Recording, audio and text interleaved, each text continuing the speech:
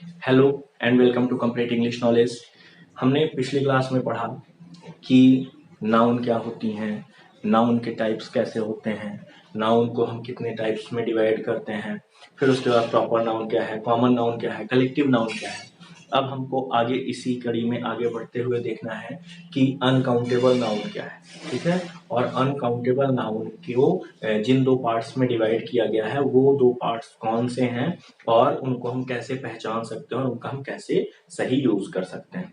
तो सबसे पहले हम चलते हैं अनकाउंटेबल नाउन को समझने की तरफ। तो जब हम अनकाउंटेबल नाउन को समझने चलते हैं तो सबसे पहली चीज हमको क्या दिखती है कि अनकाउंटेबल, ठीक है। आपको कई जगहों पे ये चीज पता होगी कि कई सारी चीजें ऐसी होती हैं जिसमें हम क्या करते हैं कि एक वर्ड, कोई भी वर्ड हम लिए, ठीक है। जैसे हम एग्जांपल यहाँ पे लेते हैं कि नोन, ठीक है, KNOWN, नोन। अब इसी को, नोन का मतलब होता है ज्ञात। अब इसी को अगर हमको अज्ञात करना है, मतलब अपोजिट करना है, तो हम इसके आगे क्या जोड़ देंगे, अन, UN, अननोन। अननोन मतलब अज्ञात। मतलब क्या है, कई जगहों पे अन जोड़ा जाता है, UN जोड़ा जाता है, कई जगहों पे IL जोड़ा जाता है। इस तरह से कुछ छोटी छोटी चीजें जोड़ के हम क्या करते हैं, उनको हम अपोजिट बना देते हैं। ऐसा ही काउंटेबल का अपोजिट हमने किसको बनाया, अनकाउंटेबल, ठीक है। काउंटेबल था हमारा, अब काउंटेबल के पहले हमने क्या जोड़ दिया, UN, तो क्या हो गया, अनकाउंटेबल। तो काउंटेबल का मतलब क्या होता है, गिनने योग्य, और अनकाउंटेबल का मतलब होता है ना गिन पाने योग्य, मतलब इसको हम गिन नहीं सकते। अब गिन नहीं सकते वाला कंफ्यूजन हमको दूर करना है, ठीक है। बाकी कोई बड़ी चीज नहीं है, कुछ भी बड़ा समझना नहीं है, सिर्फ क्या समझना है कि ना गिन पाने वाली कंडीशन कैसी होती है। तो उसके लिए हमें समझने के लिए सबसे पहले ये चीज ध्यान में रखनी होगी कि गिनना भी कई तरीके से होता है, ठीक है। एक होता है न्यूमेरिक गिनना, फिर क्वांटिटी गिनना, क्वालिटीज उसकी गिनना। तो ये सारी चीजें, बहुत सारी इसके कैटेगरीज होती हैं। लेकिन हमको यहाँ पे क्या देखना है कि हम न्यूमेरिकली किसको गिन पा रहे हैं, मतलब 1 2 3 4 में हम किसको गिन पा रहे हैं। अब जैसे मैंने एग्जांपल दिया था काउंटेबल नाउन में कि अगर 4 लड़के हैं, ठीक है, तो 4 बॉयज, 1 2 3 4 हमने गिन लिया। वाटर है, मिल्क है, मतलब पानी है, दूध है, कोई भी चीज हम ऐसे लेते हैं लिक्विड फॉर्म की हो, तो उसको सबसे पहले भी मैं समझाने के लिए लिक्विड लिख रहा हूं, बाकी कुछ और चीजें भी आती हैं उनको हम बाद में डिस्कस करेंगे, बट अभी लिक्विड फॉर्म से समझने की कोशिश करते हैं। तो कोई भी मान के चलते हैं लिक्विड फॉर्म में है। अब लिक्विड फॉर्म में है तो हम उसकी क्वांटिटी को काउंट कर सकते हैं, ठीक है।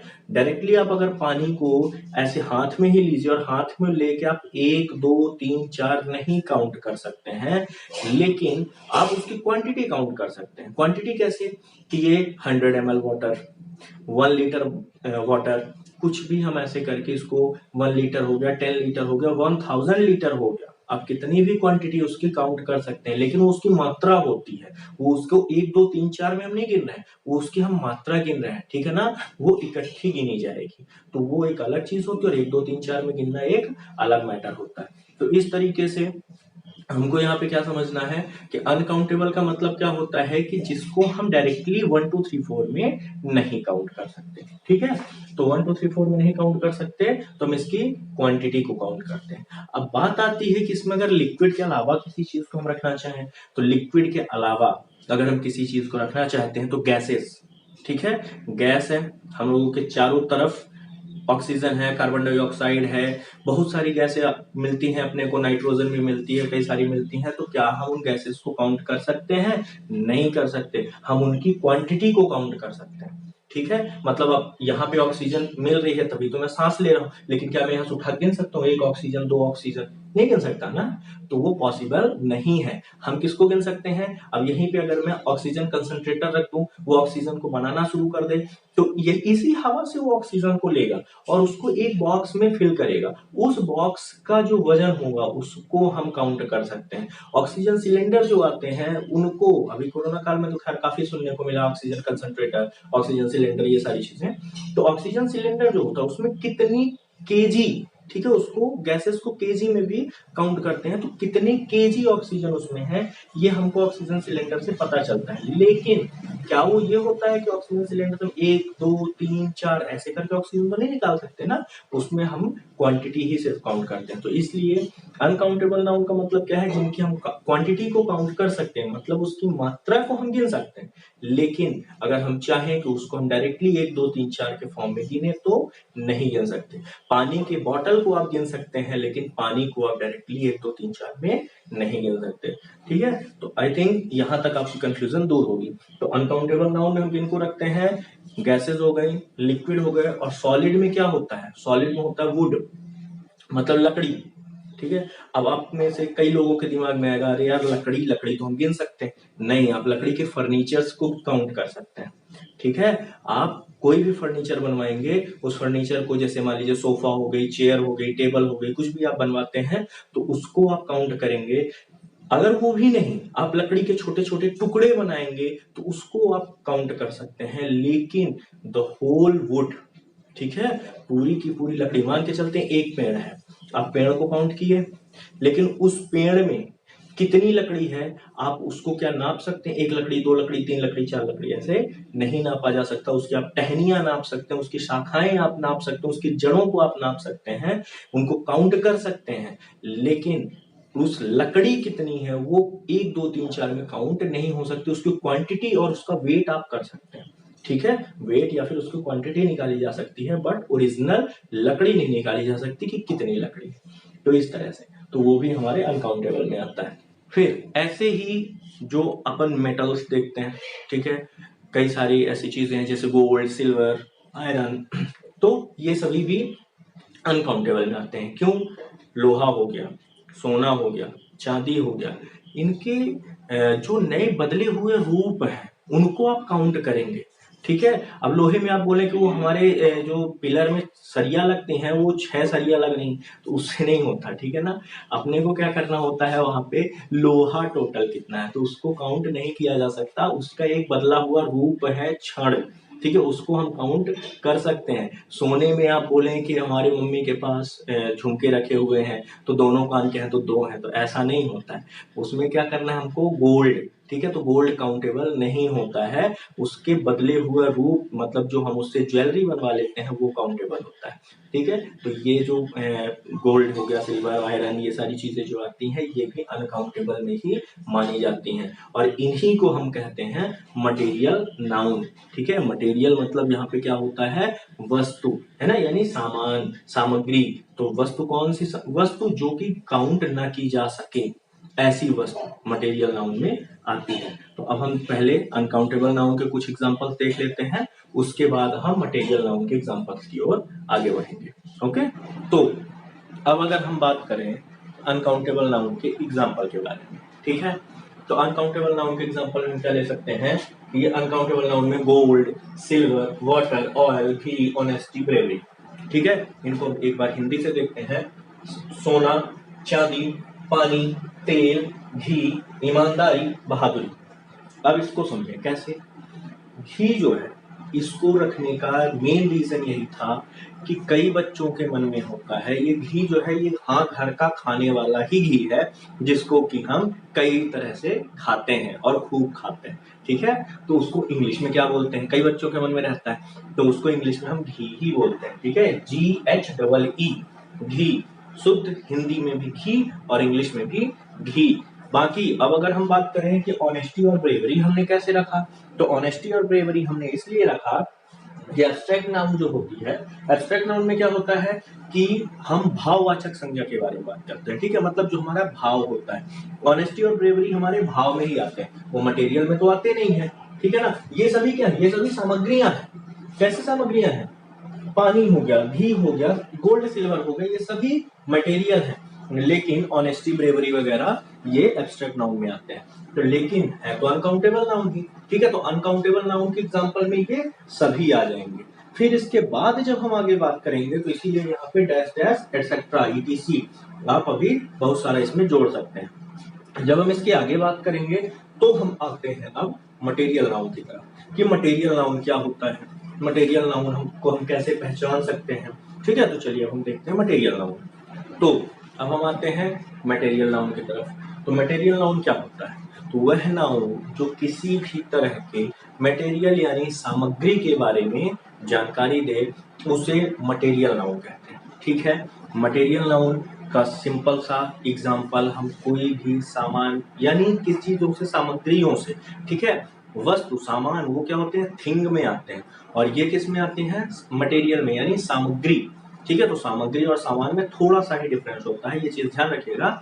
सामग्री वो चीजें होती हैं जिनको कि हम नॉर्मली छोटी छोटी चीजों को हम सामग्री बोलते हैं, और सामान जो होते हैं वो बड़े होते हैं। ठीक है, जैसे सोफा, फ्रिज, ये सब चीजें सामान में आते हैं, और सोना, चांदी, ये सभी क्या है, सामग्रियों में आते हैं। तो अब हम इसको देखते हैं कि ये मटेरियल नाउन, तो मटेरियल नाउन कैसे हो गया कि ऐसा नाउन जो सामग्री के बारे में बताता है यानी मटेरियल के बारे में बताता है, उसे हम मटेरियल नाउन कहते हैं। ठीक है, अब अगर हम इसमें एग्जाम्पल की बात करें तो एग्जाम्पल में हम इसमें क्या ले सकते हैं, एग्जाम्पल में आप ले लीजिए टी, कॉफी, ठीक है, घी, और अगर हम इसमें गोल्ड, सिल्वर, कॉपर, ऐसे करके हम बहुत सारी चीजें ले सकते हैं। ठीक है, एटसेट्रा, हम कई सारी चीजें ले सकते हैं। तो अब यहाँ पे हमको क्या समझना है सिर्फ और सिर्फ इसमें कि मटेरियल नाउन को हम सिंपली सामग्रियों के रूप में, जिनको कि हम गिन नहीं सकते, ठीक है, फर्नीचर वगैरह नहीं, ऐसी चीजें जिनको कि हम काउंट नहीं कर सकते, वो सामग्री की कैटेगरी में आती है। और एक और भी सिंपल सी चीज है, हवन सामग्री, आपने सुना होगा। ठीक है, हवन सामग्री में क्या होता है, देखे हैं छोटी छोटी चीजें बहुत सारी, उसमें कई तरह की चीजें मिली होती हैं, क्या उसको हम काउंट कर सकते हैं, नहीं कर सकते। क्यों नहीं कर सकते हैं, क्योंकि वो बारीक बारीक एकदम सा पाउडर जैसा होता है, तो उसको हम काउंट नहीं कर सकते। उसको हवन सामग्री, हवन सामान तो नहीं बोलते, हवन सामग्री क्यों बोलते हैं, क्योंकि वो अनकाउंटेबल है। ठीक है, तो अनकाउंटेबल को ही हम सामग्री की कैटेगरी में रखते हैं, ये एक सिंपल सा लॉजिक है।